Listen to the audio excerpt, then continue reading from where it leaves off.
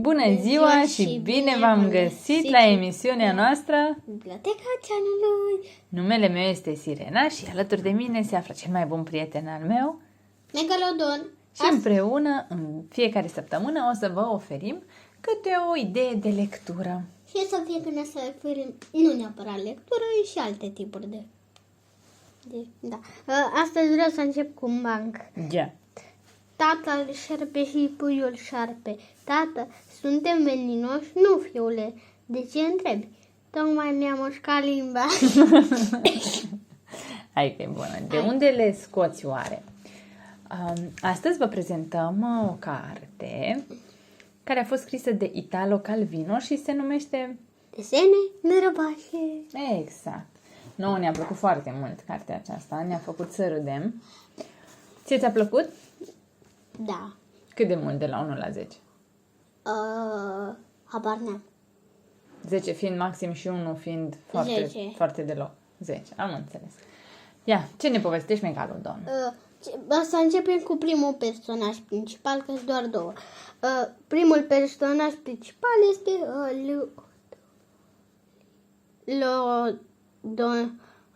Lodolinda. adică Lodolinda este o fetiță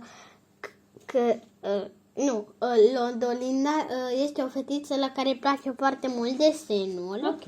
Când este într-o dispoziție bună, desenează fluturi albastre și portocalii pe lalele roșii și galbene.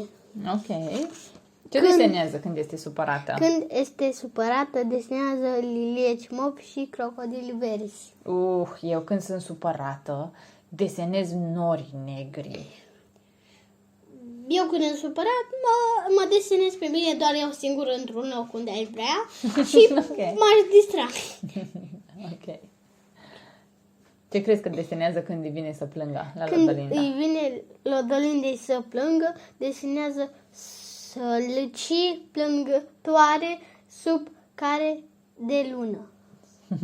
Eu cred că aș desena râuri. Când îmi vine să plâng, aș desena râuri care curg foarte multe râuri ca lacrimile. Și eu desenez, mă gândesc la un tsunami, de parcă ar veni un tsunami, că o lacrimă pentru o muscă e dita mai. Pentru o furnică mai degrabă. Pentru o furnică un tsunami, ce poate fi. Dar când e furioasă, desenează ceva. Când desenează multe corăbii de pirați care lovesc turnuri și se prăbușesc. Ok, e o idee foarte bună. Nu, stai, dar n-am vorbit. Ce desenăm când suntem nervoși? Ce desenezi când ești furios?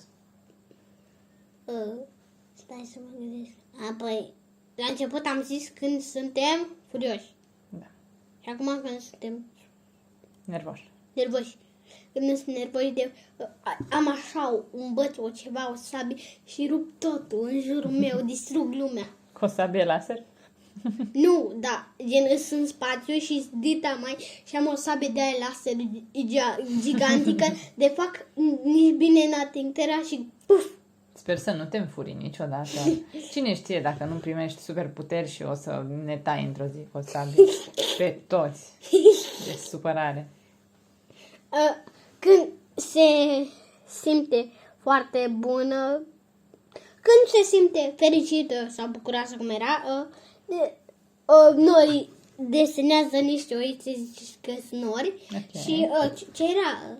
Celina? Conopidă mi-am amintesc Adică eu că era. conopidă și când este și mai fericită, nu, să zicem acum ce ne place când suntem...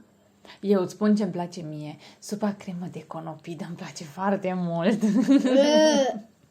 Și o fac când sunt într-o dispoziție foarte bună. Nu trebuie să o desenez, o mănânc. Vrei să zici aia de pe uscat sau aia din mare? Aia din mare. Păi nu așa se numește aia din mare. Deci tu ce desenezi când ești într-o dispoziție foarte bună?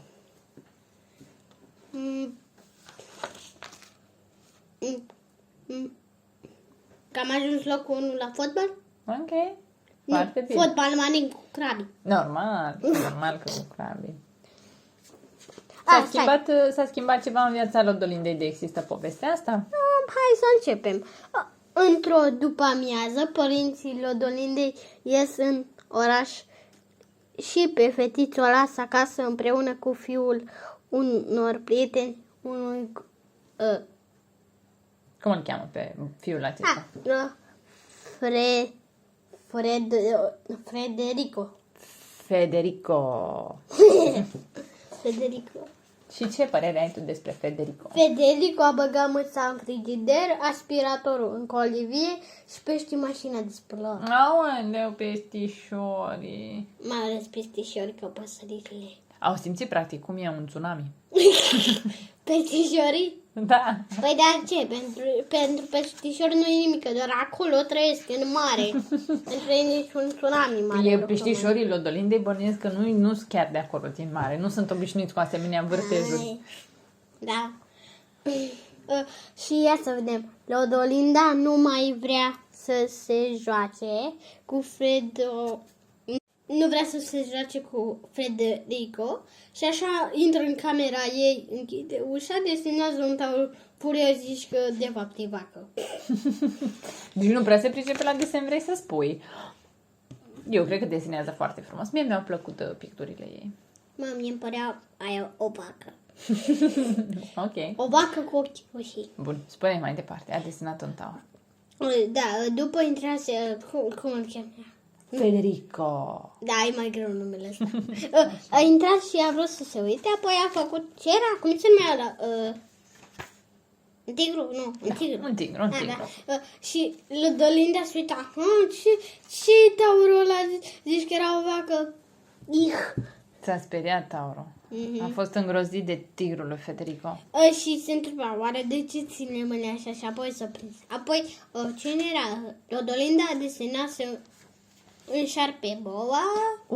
Stai că despre șerpii boa am eu o curiozitate. Știai că unii șerpi își strâng prada până la moarte?